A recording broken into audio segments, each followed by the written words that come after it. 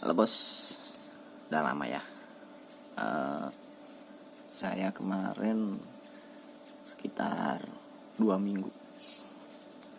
2 minggu kemarin itu nonstop ngurusin dekorasi ya, pelaminan. Nah, ini kebetulan saya ada di workshop, udah bisa aktivitas lagi. Ini saya lagi buat pisau atau anak pisau mandau. Nah, ini dia bilahnya, ini gagangnya. Ini nanti di rumah saya ukir. Ini dari ulin, ini belum saya bor, ini baru jadi tadi.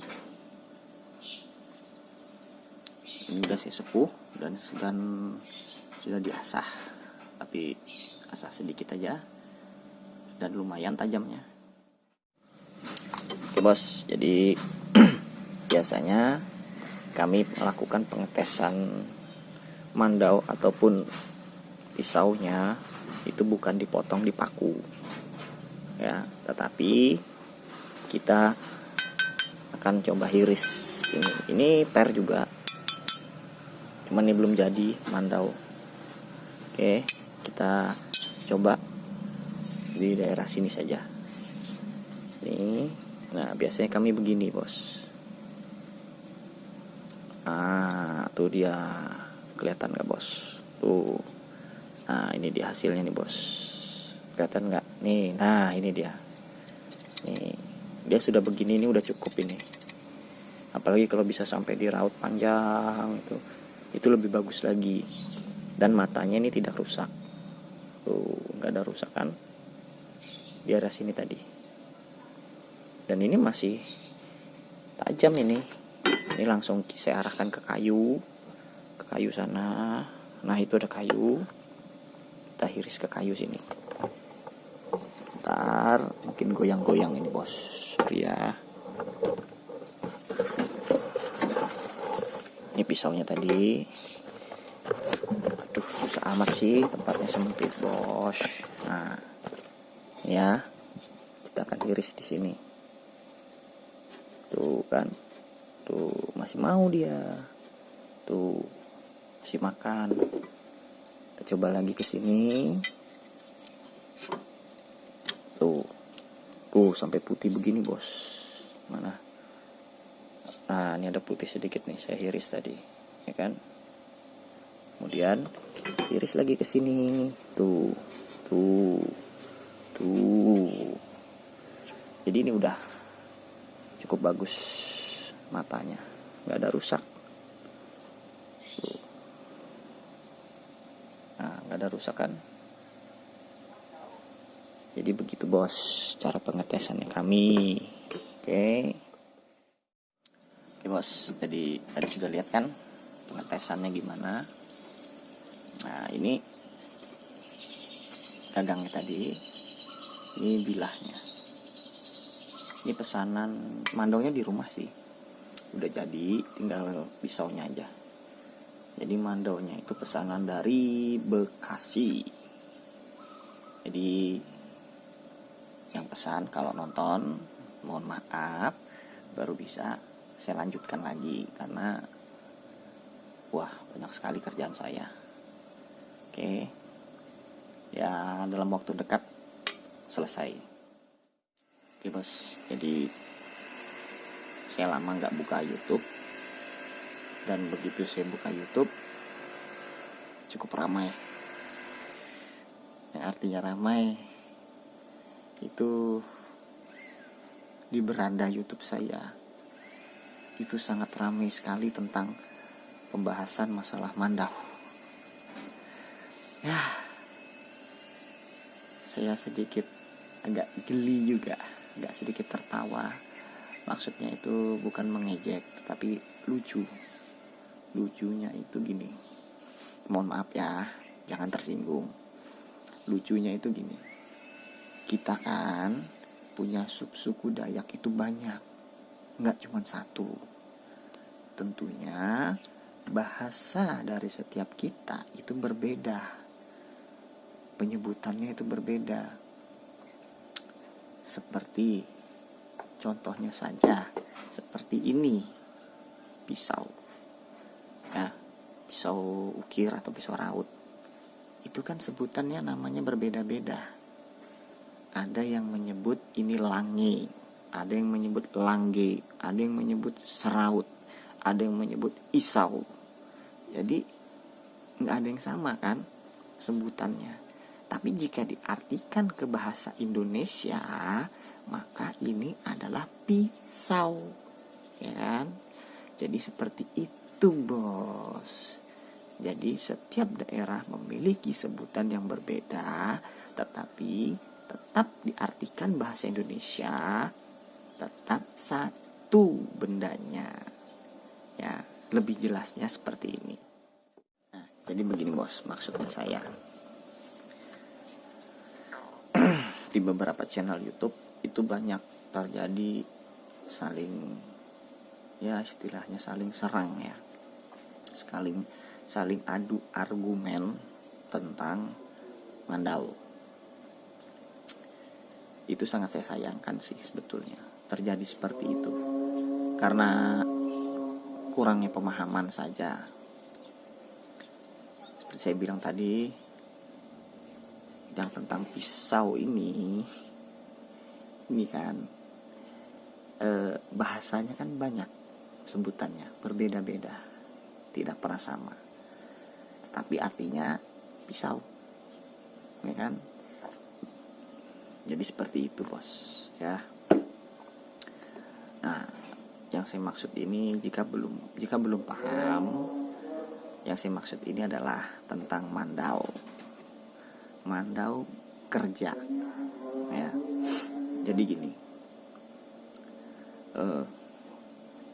di setiap subsuku itu punya sebutan yang berbeda-beda. Mandau kerja itu apa sih? Ya, jadi mandau kerja itu adalah benda atau alat yang berbentuk seperti mandau yang kami gunakan untuk bekerja, seperti menebas semak-semak, kemudian memotong kayu, aktivitas sehari-hari ya di dalam hutan, ya itu mandau kerja. Jika disebut dengan bahasa daerah masing-masing, tentunya akan berbeda. Seperti saya menyebut ambang. Nah, subsuku lain tentunya punya sebutan sendiri. Ya, nah, seperti saya pernah ketemu dengan beberapa orang waktu saya mancing, itu saya membawa ambang. Nah, saya bertemu dengan beberapa orang subsuku Kenyah. Nah, itu kami melakukan tukar pikiran, sharing lah. Nah, kami saling bertanya jawab tentang masalah yang kami bawa itu apa. Saya menjelaskan yang saya bawa ini ambang. Nah, kemudian mereka menyebutkan yang mereka bawa itu apa ya, saya lupa sebutannya. Mereka punya sebutan sendiri tentang yang mereka bawa. Nah, itu berbeda bahasanya, tetapi tujuannya tetap satu, mandau yang bisa digunakan untuk aktivitas di dalam hutan atau berkebun, berladang, tetap sama. Karena kalau itu disebut parang, jelas tidak mungkin, karena bentuknya bukan seperti parang ya, bentuknya seperti mandau, persis seperti mandau. Oke, bos. Jadi semoga penjelasan ini bisa bermanfaat ya buat yang belum paham. Jika ada yang mengatakan, oh itu tidak bisa, ambang-ambang, mandau-mandau. Jadi untuk pengertian bahasa Indonesianya apa dong ambang? Nggak ada kan? Kalau tetap kita memiliki pemikiran seperti itu, jika ambang adalah ambang. Nah, kita tidak artinya untuk di bahasa Indonesia kan itu apa? Sedangkan yang bertanya itu bukan hanya orang kita saja, bukan kami saja orang Dayak, tetapi dari luar pun banyak yang bertanya. Jika kita sebutkan itu ambang, nah kemudian dari suku lain menyebutkan ini sebutan, suku lain itu sebutannya, tentu pasti akan berbeda. Tapi jika kita telaah lebih jauh, fungsinya apa? Ya kan? Fungsinya adalah untuk berladang, bekerja. Dan bentuknya pun sangat mirip dengan Mandau. Nah, jadi disitulah kemungkinan yang terjadi kesalahpahaman itu seperti itu. Jadi itu kita artikan bahasa Indonesia, yaitu Mandau kerja, biar lebih mudah, mempermudah kami untuk mengenalkan kepada orang luar Kalimantan bahwa ini adalah Mandau kerja. Jika bahasa kami masing-masing itu berbeda-beda. Seperti saya menyebut ambang, dan saya yakin sekali dari setiap suku yang ada itu pasti punya sebutan berbeda-beda. Oke, ya bos, jangan saling serang lagi ya bos. Jangan saling menjatuhkan, memojokkan. Ya belajarlah lagi lebih banyak ya. Kenapa saya mengatakan belajar lebih banyak? Ya karena memang harus seperti itu. Saya belajar tentang Mandau itu tidak hanya dari subsuku saya sendiri, tetapi juga saya mempelajari dari subsuku lain, seperti Dayak Kalsel, seperti Dayak Kaltim, Dayak Luangan, Dayak Apokayan, kemudian Ngaju, Utdanum. Itu saya mempelajari mereka. Saya mempelajari mando-mando mereka, belajar dari mereka juga. Jadi kita punya sebutan yang berbeda-beda. Contohnya aja ya Mandau. Mandau seperti saya itu menyebut Mandau ya hanya Mandau. Tapi dari benua itu menyebut tempilan, ya kan? Mandau tempilan. Nah, Kenyah ada juga yang menyebut baing. Jadi banyak sebutannya itu selalu tidak sama, berbeda-beda, nggak pernah sama. Jadi tinggal kita saja lagi yang memahami tentang itu. Oke bos ya, jangan lagi lah saling serang. Aduh, malu bos, malu ditertawakan orang ya. Oke bos, jadi semoga penjelasan saya tadi itu bermanfaat ya, berguna ya. Jika ada yang tidak berkenan ya mohon maaf. Jika ada yang salah tolong dikoreksi, di komen aja di bawah, nggak masalah kok ya. Terus juga untuk masalah Mandau itu tentang Mandau, bilah Mandau ya. Banyak yang bertanya tentang bilah Mandau. Kenapa bentuknya harus ada cekung, harus ada cembung, kemudian ujung Mandau kenapa harus ya pisau ya, mirip tapi kenapa ujungnya harusnya ada yang seperti ini, ada yang seperti paruh burung, terus ada seperti ada tangganya, tingkatan-tingkatannya. Itu kenapa seperti itu? Kemudian kenapa pangkalnya itu kecil dan kenapa tebal terus menipis ke ujung, itu kenapa? Pokoknya kemudian ada juga yang bertanya tentang di handle, di gagang itu kenapa ada rambut, ada apa semua dan segala macam. Dan masih banyak lagi yang bertanya tentang itu, tentang Mandau. Ya untuk saat ini saya belum bisa menjelaskan secara detail karena saya belum mendapatkan izin dapatkan izin itu dari orang tua angkat saya yang berada di Kabupaten Katingan ya, karena beliau termasuk orang gimana ya saya menyebutnya ya, beliau itu salah satu orang ya, kalau dibahasakan Indonesia, mohon maaf nih, dibahasakan Indonesia beliau itu seperti ya pemangku adat lah ya, karena saya harus mendapat izin dulu dari beliau. Nah, saya punya orang tua angkat ya di sana. Tetapi saya pun juga asli Kalimantan gitu bos. Jadi jangan salah kira ya, karena saya punya orang tua angkat orang Dayak kemudian saya ngaku-ngaku orang Dayak, enggak. Karena saya memang asli orang Kalimantan juga. Karena nggak mungkin, nggak berani saya. Kalau saya orang luar saya nggak berani ngaku-ngaku saya orang Dayak. Karena ngaku-ngaku itu kalau terjadi kesalahpahaman, terjadi perselisihan atau apa, maka urusannya ke dewan adat ya, hukum adat, dewan adat.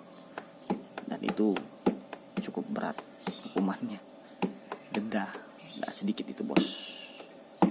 Denda kami itu bisa mencapai puluhan juta, bahkan ada ratusan juta. Jadi itu tidak main-main seperti itu. Oke. Nah, jadi sebelum ada yang bertanya tentang suku saya itu apa, kenapa saya selalu menyebutkan saya Dayak Barito. Jadi gini, sebetulnya saya campuran. Orang tua saya itu pun juga campuran. Jadi di Sungai Barito itu ada beberapa subsuku ya, seperti Bakumpai, kemudian ada juga Bentian, kemudian ada di pedalaman itu yang disebut Ngaju, kemudian ada juga Manyan, sebagian juga ada Manyan yang tinggal di situ. Nah, kedua orang tua saya itu memiliki darah campuran